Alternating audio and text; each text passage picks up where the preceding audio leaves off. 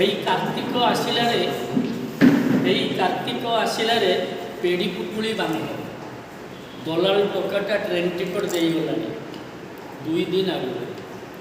ଦଲାଲ ଟୋକାଟା train ticket ଦେଇଗଲାଣି 2 ଦିନ ଆଗରୁ, ଆଡ଼ଭାନ୍ସ ବି 1000 ଦେଇଛି। ଅଖିଆଟା କଲେଜ ପଢ଼ୁଛି, ନଯାଉ ଆମ ସାଥିରେ। ଅଖିଆଟା କଲେଜ ପଢ଼ୁଛି, ନଯାଉ ଆମ ସାଥିରେ। ନିଜେ ରୋଷେଇ କରି ଖାଇ ନେବ, ବୁଢ଼ୀ ମାଟାକୁ ସେବା ନିଘା କରିବ। ମା ବୁଢ଼ୀର ପ୍ରତିଦିନ ନୂଆ ନୂଆ ରୋଗ, ଛାଡ଼ି ଯିବାକୁ ଇଚ୍ଛା ନାହିଁ ଯେ ହେଲେ ପୋଡ଼ା ପେଟ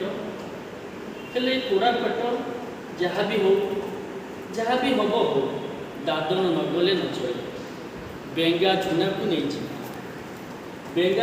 ନେଇଯିବା, ଆମ ସାଥିରେ ରହିବେ। ଝୁନାକୁ ଜରି ବୋତଲ ଗୋଟେଇବାରେ ଲଗେଇଦେବା, ଆଉ ବେଙ୍ଗାକୁ ସାଇକେଲ ଦୋକାନରେ। ସେମାନଙ୍କୁ କେତେ ବା ବୟସ, ପାଠପଢ଼ା ସମୟ। ଛାଡ଼, ଆଜିକାଲି ପାଠ ପଢ଼ି କି ଲାଭ? ଆମ ସାହିର 10 ଭେଣ୍ଡିଆ MA BA ପଢ଼ି ବୁଲୁଛନ୍ତି। ସରକାର ଆମ କଥା କ'ଣ ବୁଝୁଛି କି? ରାତି ପାହିଲେ ପେଟର ନାହିଁ, ଦାଦନ ନଗଲେ ଖାଇବୁ କ'ଣ?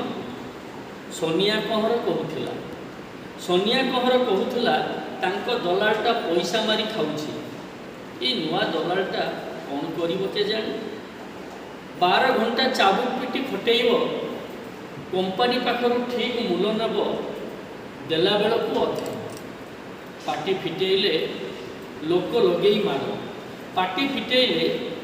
ଲଗେଇ ମାଡ଼, ଜୀବନରୁ ମାରିଦେବାକୁ ଧମକ। ତଥାପି ଆମକୁ ଯିବାକୁ ଅଛି ଦାଦନ। ବଞ୍ଚିବା ପାଇଁ ଚାଲିଥିବା ଅହରହ ପେଟର ଯୁଦ୍ଧରେ ଆମକୁ ଜିତିବାକୁ ହେବ, ହୁଏତ ପୋକମାଛି ପଡ଼େ। ବଞ୍ଚିବା ପାଇଁ ଚାଲିଥିବା ଅହରହ ପେଟର ଯୁଦ୍ଧରେ ଆମକୁ ଜିତିବାକୁ ହେବ, ହୁଏତ ପୋକମାଛି ପଡ଼େ। ଦାଦନରୁ କିଏ ଫେରିବ ବା ନ ଫେରିବ, ତାର କି ଗ୍ୟାରେଣ୍ଟି ଅଛି? ତାର କିଛି ଗ୍ୟାରେଣ୍ଟି ନାହିଁ। ତଥାପି ଦାଦନ ଆମ ପାଇଁ ଆଶାର ଆଲୋକ, ଭରସାର କଳ୍ପ। ହେ ଶ୍ରମିକ ଦିବସ, ପ୍ରତିବର୍ଷ ଆସୁଛ ଯାଉଛ, ପାରୁଛ ଯଦି ଦାଦନ ହଟାଅ, ଶ୍ରମିକର ମୁଖେ ଭରି ଦିଅ ହସ। ଏତିକି ମିନତି ଶ୍ରମିକ ଦିବସ, ଏତିକି ମିନତି।